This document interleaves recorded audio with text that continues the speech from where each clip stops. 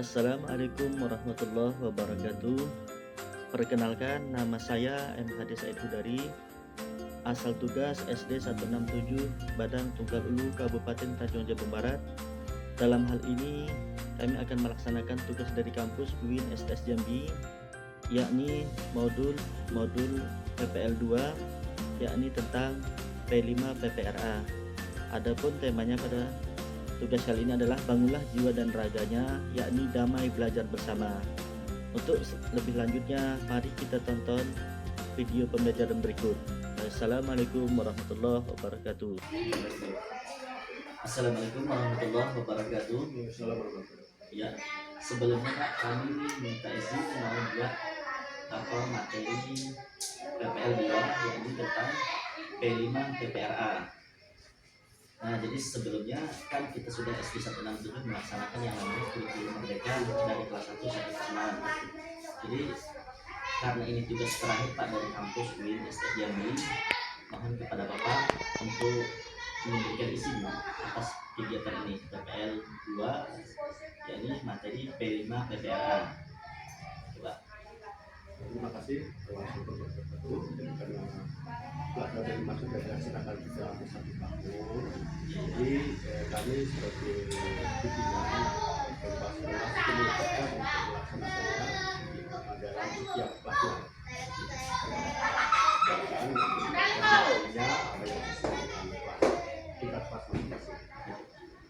Assalamualaikum warahmatullahi wabarakatuh. Waalaikumsalam warahmatullahi wabarakatuh. Ya, di sini Bapak Ibu Majelis Guru, saya akan melaksanakan tugas terakhir, yakni modul PPL 2, yakni P5 PPRA. Dalam hal ini kami minta kepada Majelis Guru mohon izin sebelumnya, karena ini tugas dari kampus dan kewajiban kami sebagai mahasiswa. Maka dari itu mohon sekiranya kami meminta izin sebelumnya. Oke. Assalamualaikum warahmatullahi wabarakatuh. Di sini ada guru yang Bapak mau mengadakan PPL. Ya, kami sebagai guru mempersilakan dan memberi waktu dan tempat kami persilakan. Ya, makasih Ibu. Kelas 1 ya. Assalamualaikum warahmatullahi wabarakatuh. Waalaikumsalam warahmatullahi wabarakatuh. Gimana keadaan anak? Baik. Alhamdulillah sehat luar biasa. Adapun sebelum kita memulai pembelajaran pada hari ini, ayo ke kelas yang ke depan. Kelas yang ke dulu.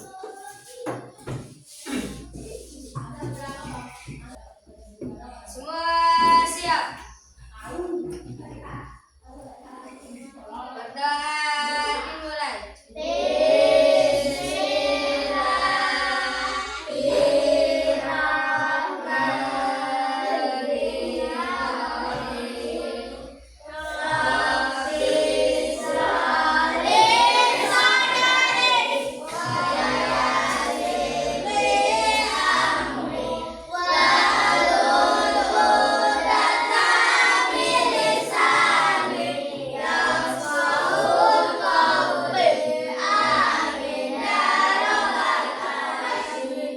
Berdoa selesai. Beri salam kepada Pak Guru. Selamat pagi, Pak.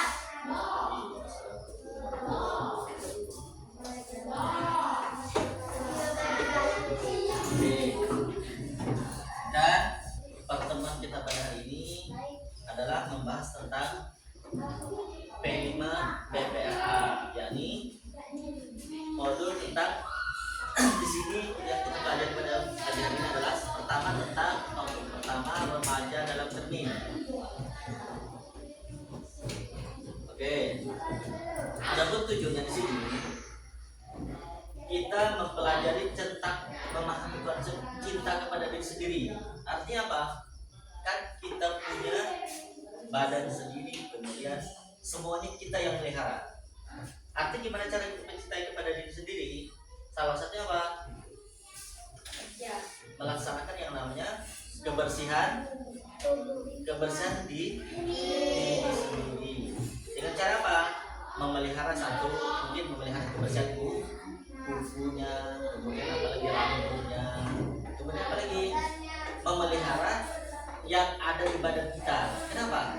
Karena kalau sudah sakit aja salah satu organ tubuh kita tadi, maka kita merasa apa? Merasa ada yang enggak lengkap. Contoh kita sakit, itu yang siapa yang sakit? Orang lain atau kita sendiri? Kita sendiri. Kita sendiri yang sakit, bukan orang lain. Makanya kita perlu mencintai diri sendiri.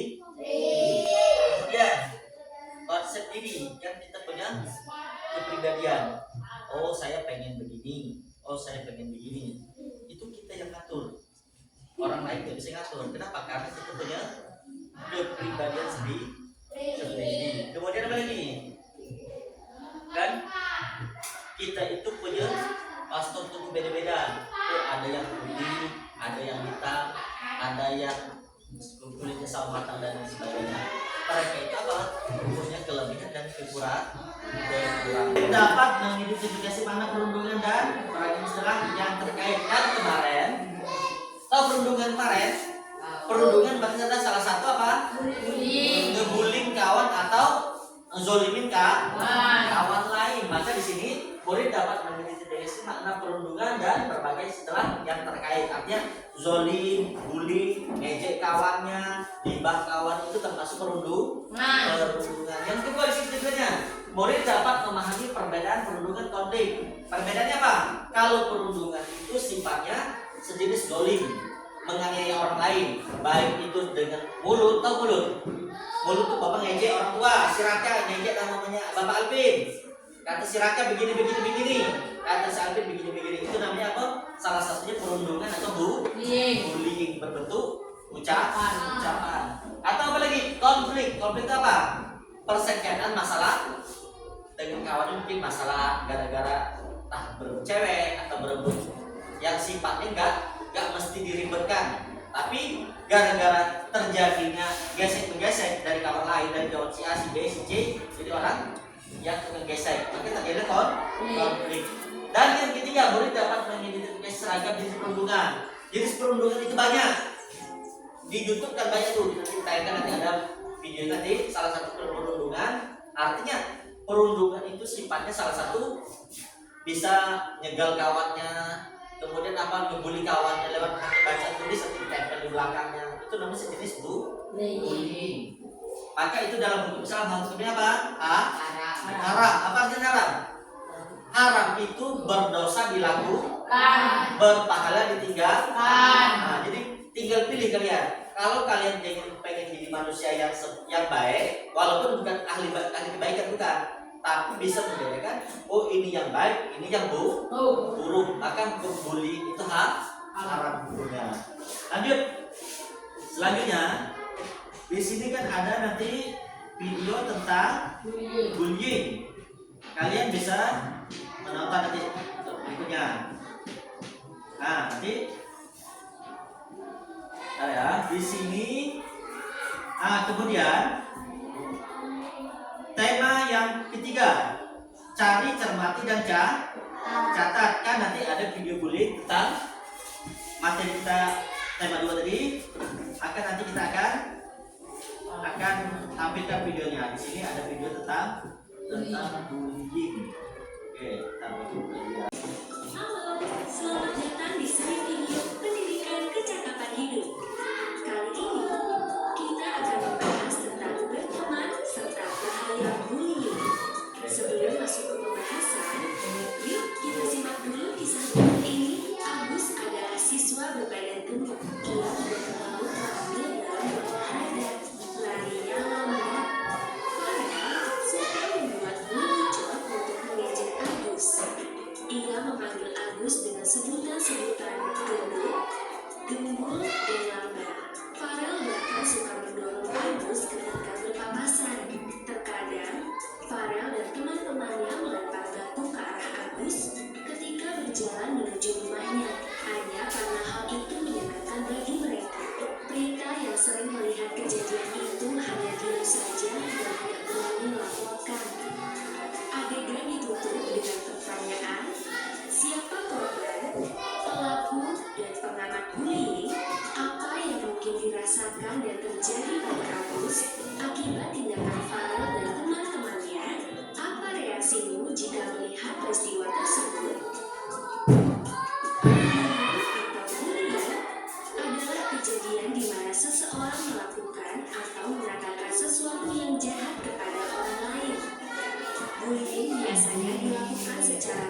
terus-menerus dan berulang kali oleh seseorang atau sekelompok orang terhadap seseorang atau sekelompok orang lain selama berminggu-minggu, berbulan-bulan, atau bahkan bertahun-tahun. Berikut ini jenis-jenis bullying yang mungkin terjadi. Verbal atau lisan, yakni mengejek dan mengata-ngatai seseorang. Fisik, yakni menyakiti seseorang secara fisik, merusak atau mencuri barang. Sikap atau perkataan yang vulgar dan tidak sopan. Sosial atau relasional, yakni merusak hubungan sosial melalui pengucilan, berbohong, atau menyebarkan gosip. Mengancam, yakni membuat seseorang merasa takut, terintimidasi, atau membuat mereka melakukan hal-hal secara terpaksa. Cyberbullying, yakni bullying melalui internet, telepon seluler, atau teknologi-teknologi lainnya. Untuk mengganggu, mengancam, mempermalukan, atau menyasar orang lain. Contoh cyberbullying termasuk mengirimkan email, pesan singkat, komentar, atau posting yang menyakitkan, menghacking akun email atau media sosial seseorang, meniru orang lain secara online, dan sebagainya. Terakhir, bullying secara seksual, yakni sentuhan yang tidak diinginkan, komentar atau perilaku seksual, termasuk berkomentar tentang seksualitas atau orientasi seksual orang lain. Agar tidak menjadi pelaku bullying, kita harus mampu berempati. Ini adalah kemampuan untuk memahami apa yang mungkin dirasakan oleh orang lain. Kita dapat berempati untuk memahami bagaimana korban bullying mungkin merasakan sesuatu. Kita juga dapat berempati untuk memahami awal dari mengapa orang-orang membuli orang lain. Kemungkinannya, mereka yang membuli orang lain disebabkan mereka sendiri merasa tidak percaya diri, ingin diakui oleh kelompok pertemanannya, atau takut dibuli. Tentunya, alasan-alasan ini tidak membuat bullying jadi dapat diterima. Kita harus mencari cara-cara yang lebih positif untuk menyalurkan emosi-emosi negatif kita. Bullying berdampak sangat buruk pada kita. Di antaranya, kesedihan dan suasana hati yang berubah-ubah, kurangnya rasa percaya diri, menjadi pribadi yang tertutup, kurangnya pencapaian dan keinginan untuk belajar, keinginan untuk pindah ke sekolah lain, depresi, berpotensi tinggi untuk membuli orang lain, menyakiti diri sendiri atau orang lain, bahkan bunuh diri. Selain itu, bullying juga dapat berdampak pada tindakan sekolah, seperti mempengaruhi hasil-hasil pembelajaran dan tingkat daya ingat seluruh siswa-siswi di sekolah, atau menyebabkan perkelahian antar sekolah. Untuk lebih memahami soal bullying, coba kamu dan teman-temanmu diskusikan kasus berikut ini. Ia dan teman-temannya merasa senang membuli seorang remaja perempuan dari sekolah lain bernama Sarah melalui media sosial. Mereka membuat sebuah profil palsu dan mulai mengirimkan pesan-pesan yang tidak berkenan kepada Sarah. Lalu, ketika tahu bahwa Sarah memblokir mereka, mereka memutuskan untuk membuat profil menggunakan nama Sarah dan mulai mengunggah komentar-komentar serta foto-foto tidak pantas dan pura-pura menjadi Sarah. Sarah sangat kecewa terhadap bullying yang ia alami dan berpikir untuk menyakiti diri sendiri. Sarah sudah bercerita kepada gurunya tentang apa yang dialaminya, tetapi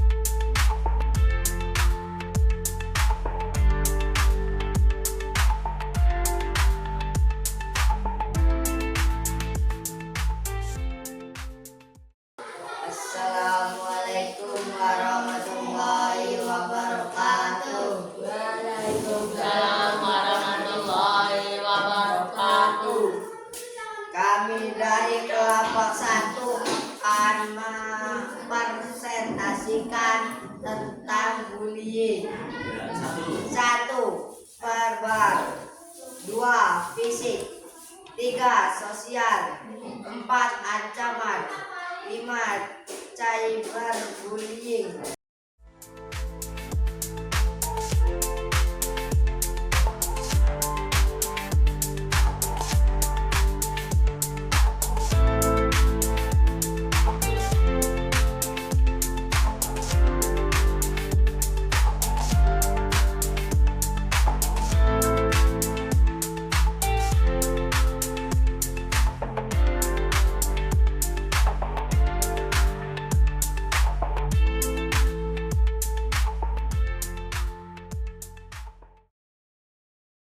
Apa lagi tadi?